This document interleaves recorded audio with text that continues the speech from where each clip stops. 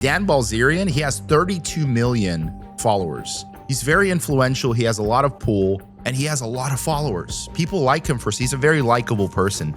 And partially probably because of his success. People are pretty shallow. So obviously anytime you see somebody flaunting, money and they have girls on each sides of their arm and they're good looking and they're very well spoken, you're gonna have this natural attraction to them and be drawn to them, and they can manipulate you with that because of their looks, right? So you're kind of starstruck. So you're essentially drawn to them and they're manipulating you basically off of their reputation, off of their popularity. So that's one of the forms of manipulation that we talked about when manipulation tactics that are used in our world right now.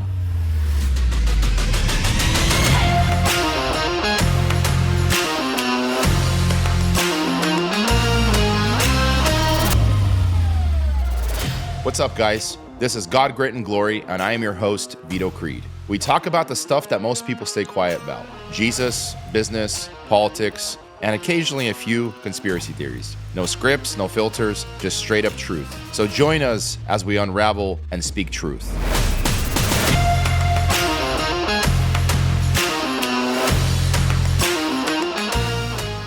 Jewish conspiracy is worldwide. It has its tentacles in every country, its agents in every government. We must expose it before it destroys us. From Moscow to New York, from London to Paris, the same forces are at work.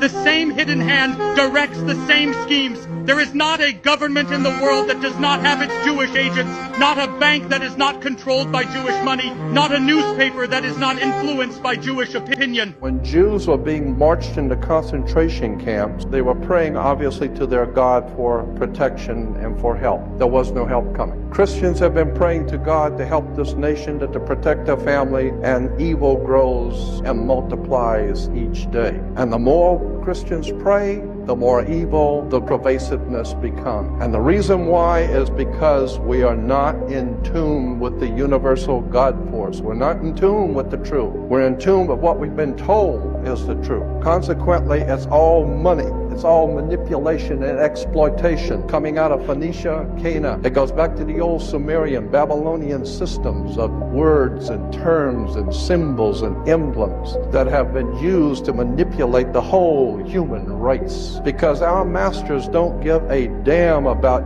you or your family or your destiny with God. All they care about is what they have always cared about, and that's controlling the whole damn world.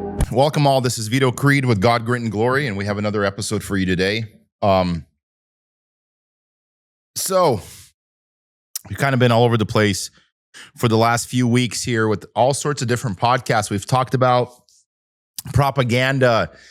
We talked about Ozempic and some of the GLP-1s and some of the vaccines. We talked about vaccines and stuff like that. We talked about the Gay Pride Month, which is still technically this month. We're almost out of the window.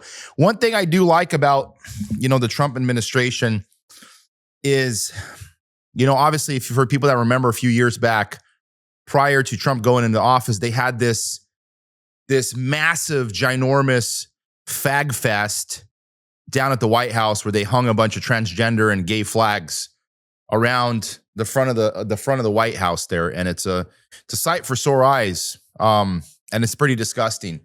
You look at that and you're like, we've arrived as a country, going to hell in a handbasket. And it's one thing that I will never miss. It's the one thing that I will never miss when they're shoving their propaganda trash down your throat. And I hate that feeling when you're in a situation where you are forced to be there and you can't get have you guys ever been in that situation where you're either in a room with somebody and you're like, man, how do I get out of here faster? Or you're forced to sit there and listen to some idiot and then you can't say anything back, or for whatever reason, and you're forced to sit there and just sort of take it, right? We run into this obviously with dealing with maybe bosses or employers or ultimately maybe spouses or whoever it may be, or we have to take it and we have to deal with it, or police officers. And I'll tell you something, it's not a good feeling. I hate being cornered. I hate being in a position where I have to deal with people. and I can't get myself in. I try not to put myself in those situations because most of the time I'm like, I don't deal with it. I'm just like, get out of here. Like, I don't want to deal with your crap. This is not a sponsorship, but I want to share a good place here in St. Petersburg. It's called Le Macaron or Macaroon, Le Macaroon, French pastries. They sell some of the best macaroons known to man. And you know, my wife's mom used to make macaroons, and let me tell you, they didn't taste very good. These actually taste well. They taste good. That's a good macaroon. But let me tell you something. One of the best places here in downtown. There isn't a whole lot of good places around here that I've been pretty disappointed coming into to Florida, St. Petersburg area, Tampa Bay area to be exact, with the food choices here. You can't find two things here that I thought you can find anywhere on the planet. Can't find a good teriyaki joint. You can't find good sushi. There's some mediocre places, but and for whatever reason, you can't find a really, really, really good steak place. There's places that was like, oh, they're not bad. I mean, we go to the Hard Rock Cafe, Hotel and Casino, where they have a restaurant there right on the property. One of the best steaks known to man. They also have something called bone marrow that I absolutely adore, but it's a little bit of a drive, and we hardly ever go because you turn an entire day of it to try to get there. But I mean, look, we're going to talk about something today that I haven't talked to about in months, right? So right now, there's a little bit of theater going on. Obviously, Trump has come forward. He's tried to sign a peace deal with Iran. Some people said Iran. You don't say Iran, you say Iran. Like, I don't care. Who cares? So, and what has happened is Netanyahu, and I'm going to play some clips. I'm going to play the clip. Iran is very much intent. They want very much to make a deal. So far, they haven't gotten there. We're not satisfied with it, but we will be. We will be either that or we'll have to just finish the job. But their Navy is gone, as I've said 1,000 times. Their Navy is gone. Their Air Force is gone. Everything's gone, and they're negotiating on fumes. But we'll see what happens. Maybe we have to go back and finish it. Maybe we don't.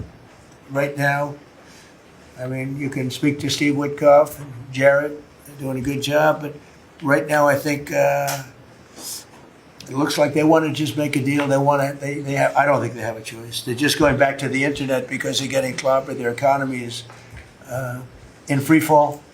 They have 250% inflation. Their money has no value. Their whole economic system is broken down. They thought they were going to outweight me. You know, we'll outweight him. He's got the midterms. I don't care about the midterms. Look what happened last night. That was the prelude to the midterms.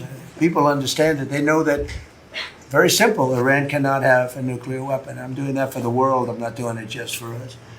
And we've had great support from other nations, by the way. We don't need it at all, but we've had great support from other nations. The problem is you always get the support when you don't need it. When you need it, you don't get the support. With Operation Epic Fury, our warriors are ensuring that the world's #1 state sponsor of terror never obtains a nuclear weapon, and they won't. Netanyahu, sir? No. We had a great relationship. We're talking about some end details. I didn't like that he did an attack based on there's a very minor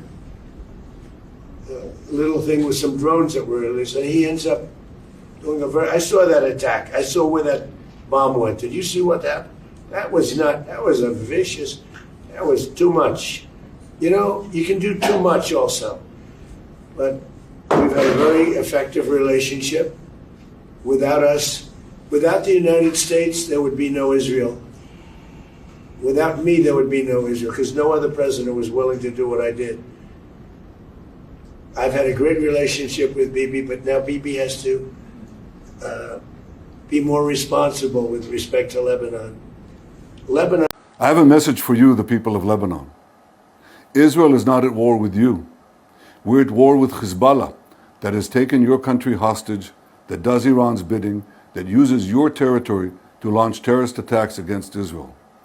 Do you remember what Lebanon was like before Iran and Hezbollah turned it into a nightmare? Remember the cafes? remember the culture, remember the calm. All that's gone because Hezbollah and Iran want to drag us into war over and over and over again. You deserve better. Your children deserve better. You know by now that Israel will do whatever it takes to protect our families, our communities. Hezbollah is weaker than ever. Israel is stronger than ever. We've taken out nearly 10,000 Hezbollah terrorists so far. We're systematically clearing out South Lebanon of these fanatics. No matter where they are, we'll find them. You also know we yearn for peace with you, with Lebanon. A peace where our two peoples can invest together, build together, thrive together. The only impediment, the only obstacle to this beautiful vision is Hezbollah. They want war, not peace. They want death, not life. They will sacrifice as many of you as possible to achieve their sick aims. Don't let your future be dictated by medieval theocrats hell-bent on destroying our common civilization. Israel wants peace with you. Seize your future. Join Israel. Build safety and prosperity for all of our children. And once Hezbollah is dismantled, the possibilities are endless, and they are sky high. So Trump comes out and he talks about the peace deal. Iran-U.S. relations are looking murkier than the Lincoln Memorial reflecting pool. Last week, Trump signed a peace agreement in Versailles, which means we won. Don't look it up. And then he's like, we're opening the strait, which I'm pretty sure has been said before in Pride Month. For whatever reason, J.D. Vance helped broker the deal. Yeah, they sent J.D. Vance, a.k.a. the Pope Killer, to go vibe with Iran. And then J.D. Vance did an interview when he came back, and they're like, J.D., you guys brokered this peace agreement, and you said it would be an end to conflict on all fronts. Do you think Israel might not abide by that in Lebanon? He's like, no, it'll be fine. It'll be fine. It'll be totally fine. It'll be totally fine. I feel like the United States is like a dog owner. It's like, don't worry, he won't bite. No, he's very friendly. He won't bite. And then, if the United States was a responsible dog owner, we'd be like, not safe. Not safe. Except it's the other way around, and we're the dog, actually. It's actually kind of... And then Israel bombs Lebanon. Shocking. And then J.D. Vance was like, how did that happen? It's like, how did you not see that coming through your eyeliner? You know? So then they send him back to Switzerland. He's like, all right, Iran, don't worry, we're going to sort this out. They're like, you said. He's like, no. All right, guys, let's be civil, okay? We're big governments, you know, we're talking. We're going to make peace. We're going to work this out. Everything's going to be fine. Meanwhile, Trump's on Truth Social like, I'm going to bomb the out of you guys. They're like, what the is that? He's like, oh, it's nothing. You guys are on Truth Social? Why? I didn't know you guys are on. I thought you're more of like the Twitter guys, I thought. But he's like, everything's fine. Don't worry. He's calm. It's fine. Open the fucking strait, you crazy bastards! He's like, we have a mutual respect for each other. He's like, praise be to Allah! Praise be to Allah! And he's like, don't worry. He's just his style of negotiating. And Trump's like, it's fine. Israel's going to follow the order. Israel's like, he's like, don't worry. Hezbollah's going to find. Hezbollah's like, you too and your couch, JD. JD's like, everything's going to be fine. Trump's like, Israel's like, and then Iran's on the football field here in LA. Like, how are these people all normal? Like, what is going on? And then the US is watching the Iranian players like, why do they not have uranium? Like, what is that? And that's when you realize that the people are never like the governments. You know what I mean? That's the truth. The people of the world are not their governments. And all of these countries are divided and we all have our own national anthems, but really all people of the world should have their own national anthem for their government. And it's Kendrick Lamar's They Not Like Us. That's what it is. They Not Like Us. They're probably with A minor. Okay. All right. And Israel is stronger than ever. This is the bottom line of this campaign up until now. Let me say, there are still additional objectives for us to achieve, and we will achieve them either by agreement or by resumption of the fighting. We are ready to resume the fighting at any moment. Our finger is on the trigger. As you know, 2-week ceasefire has been announced between the U.S. and Iran. No, we were not surprised in the last moment, and I want to emphasize, this is not the end of the war. Obviously, we all know Trump. I mean, he's very narcissistic when it comes to trying to take credit for just about everything. He thinks genuinely the world at this point belongs to him. So he's obviously going to try to play his cards very aggressively, try to take credit for everything as much as he can, where credit isn't due. But of course, he's tried to make this peace deal. Even his son-in-law, Kushner there, a lot of people suspect he's the Antichrist, has tried to come in there and make peace deals with the Middle East. And I'm going to tell you something. This peace deal that he's trying to push through, Israel doesn't really care about it. Israel doesn't want peace. By the way, it's one of those things. I'm gonna share some clips here throughout this video about some of the temperaments of Israel and how they feel about us goy, how they genuinely feel about war. Why should the world tolerate you having nuclear weapons and not, say, Iran? First, again, we never admitted to have such weapons, but the very comparison is, I must say, it's very insulting, and I tell you why. We suffered one Holocaust. We listened to our neighbors. Is it because of the Holocaust that you should be allowed to have nuclear weapons? You know what? This interview was finished now. Your attitude is so hostile, and your questions. I talked about Tucker Carlson coming out and saying that he's no longer naive to the situation, that Israel has in fact killed Charlie Kirk. I mean, he came out and said that. He came out in broad daylight and said, it's my opinion that Israel with a lapel mic actually killed Charlie Kirk. And I'll tell you, he's become a real problem for Israel, right? Dan Bilzerian also is a big problem. Dan Bilzerian is actually a very interesting character. I'm going to share some quotes about his opinions of all of this. I don't like a religion that says that they're better than other people. And what's that? Well, you do. You obviously do. It's blatant. No one watching this will draw any other conclusion. I'm staggered about how brazen you've been. Yeah, I mean, I don't like it when people think they're better than other people. And you see that in Israel, and they're acting like that, and they're treating Palestinians like second-class citizens. They're treating them like subhuman beasts, and it sells that in their Talmud. So it says if you are not a Jew, that you are basically subhuman. And I don't think that Judaism and Christianity go hand in hand. I mean, they believe that Jesus is in hell burning in human shit, and they believe the Virgin Mary is a whore. So I don't think those are two religions that really intersect very well. But, we've been programmed that they do, and we've been programmed that it's okay and that Jews are the chosen people, and I just disagree with that. I think everybody's equal. Do you even comprehend how this interview is going to play out when it airs? Yeah, I'm sure it'll be bad. But, my opinion is not politically correct, but I believe that is the truth. There's 2 billion Muslims, but everybody wants to, promote this anti-Muslim, this hatred for Muslim, like they're all, these terrorists. And I think the Israelis are the terrorists. I think they are the ones perpetuating the big acts of terrorism. And, nobody wants to talk about that. And what do you say to Jewish people who may watch this and be utterly horrified by what they're hearing? They can be horrified. I mean, I was horrified to find that they mass murdered Christians. I was horrified to learn the things that they teach in the Talmud. I was horrified that they think that Jesus is burning in shit in hell. I was horrified that they think that the Virgin Mary is a whore. I was horrified to learn that they think it's okay to steal from Gentiles. I was horrified to hear that there's, 2 sets of justice. I was horrified to find out that they think it's okay to, gang rape Palestinian prisoners. I was horrified about all those things. I'm horrified that we're funding a genocide right now. So they can be horrified. But I like Dan Bilzerian because Dan Bilzerian ultimately is always been a realist. He understands where the money comes from. He understands why Israel has as much power as they do, but he also doesn't like it. And for people that say he's a lowlife, there's a lot of people out there that have opinions about Dan Bilzerian. They'll say, oh, he's just a playboy. He doesn't have money. I mean, yeah, he has a lot of money. He's actually a lot more successful than people realize. This guy's a billionaire.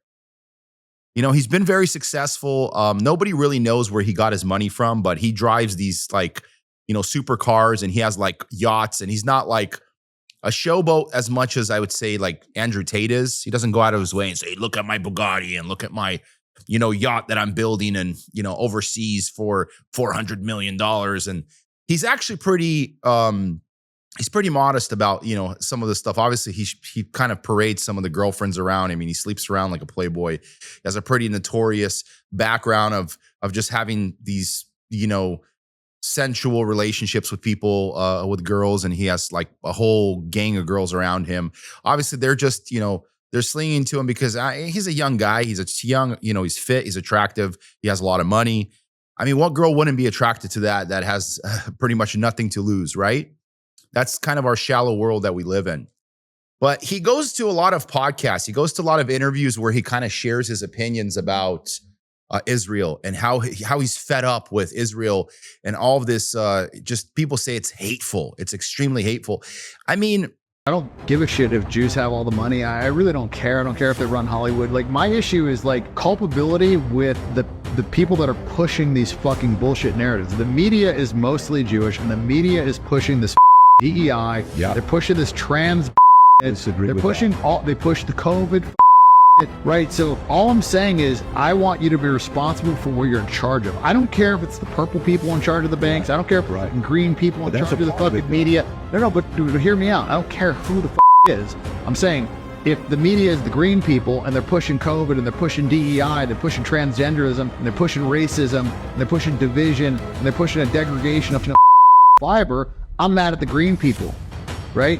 You see what I'm saying? I don't give who it is. I'm saying who is in charge should have some responsibility. People's obsession with Israel, I think it can be a little bit toxic. I think there's a level. I even found myself a little bit going down, too many rabbit holes where I was just attacking. And I'm like, look, I get it. I mean, they've done a lot of crappy things. They've been punished for a lot of the crappy stuff that they do.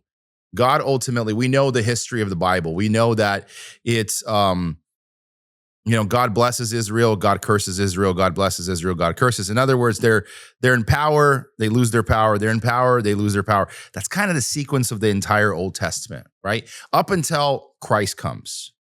And when Christ comes, everything changes. Now he's there to actually condemn them. He's not there to play games. He's not there to give them the reins. He's not there. He's actually there to call them out. You den of thieves, you brood of vipers. He calls them a lot of really, really vicious names. For the time, they were pretty much the most vicious things. It's like going to Trump and to his face in front of every single one of his colleagues, calling Trump a narcissist, basically pig, right? That wouldn't end well. People don't understand that Trump is very aggressive and he's very, very, very well connected. He has a lot of pull. Trump has been a mafia member for a very long time. He's a white collar mafia member, right? Kind of like the bankers are and the corporations are. They're on the surface. They don't look like they're tough and they don't look like they have a lot of weight. And they're usually pretty smiley and all these things, but they can do a lot of damage. They can do a lot of damage if you get on their wrong side. Even there was some politician that recently came out and said, oh, Elon Musk is the one that caused, 9 million children to die or something because of his Doge efforts, because he defunded a bunch. It was in response to this 9 million children died. I'm like, dude, you're a moron. And I'd be careful, trying to create that sort of connection and saying, oh, because of this, it's that, right? Outlandish connection. Obviously, that's just something that politicians often do, especially Democrats, to try to draw attention to themselves. But that's dangerous when you... What? Trump says that Israel is killing innocent people, or he's an anti-Semite. Can you believe he said something like that? That's it. Kick him out of MAGA. He was never with the team. Or maybe some of us weren't crazy and it was happening. Israel's fighting Hezbollah too long and too many people are being killed. And you don't have to knock down an apartment house every time you're looking for somebody, because there are a lot of people in those apartment houses, and they're not all Hezbollah, that I can tell you. When you're messing with a trillionaire with probably over 1,000 lawyers in his back pocket, some of the best lawyers on the planet, most of which are probably Jewish. But let me tell you something. Like right now, everything going on, Dan Bilzerian, he's come out and he's told people publicly all of the corporations that are owned by Jews and how much pull that they have, the backing of AIPAC. He's come out and openly said that, Israel definitely Charlie Kirk. He said all of these things. Tucker Carlson has come out and said something similar. And, these people have become a real problem to Israel. And I don't know if Israel has the resources to go out and start all these people. They're obviously they're going to pick their battles, because if it becomes a common theme where all of a sudden everybody that opposes Israel, and by the way, Dan Bilzerian, he has 32 million followers. That's more than Tucker Carlson, his TCN, which is Tucker Carlson Network, and Candace Owens combined. So they're really scared of him. He's very influential. He has a lot of pull, and he has a lot of followers. People like him he's a very likable person, and partially probably because of his success. People are pretty shallow. So obviously, anytime you see somebody flaunting, money and they have girls on each sides of their arm, and they're good looking and they're very well spoken, you're gonna have this natural attraction to them and be drawn to them, and they can manipulate you with that because of their looks, right? So you're kind of starstruck. So you're essentially drawn to them, and they're manipulating you basically off of their reputation, off of their popularity. So that's one of the forms of manipulation that we talked about when we talked about manipulation tactics that are used in our world right now. So be aware. Stay tuned for more. This is Vito Creed, God, Grit, and Glory.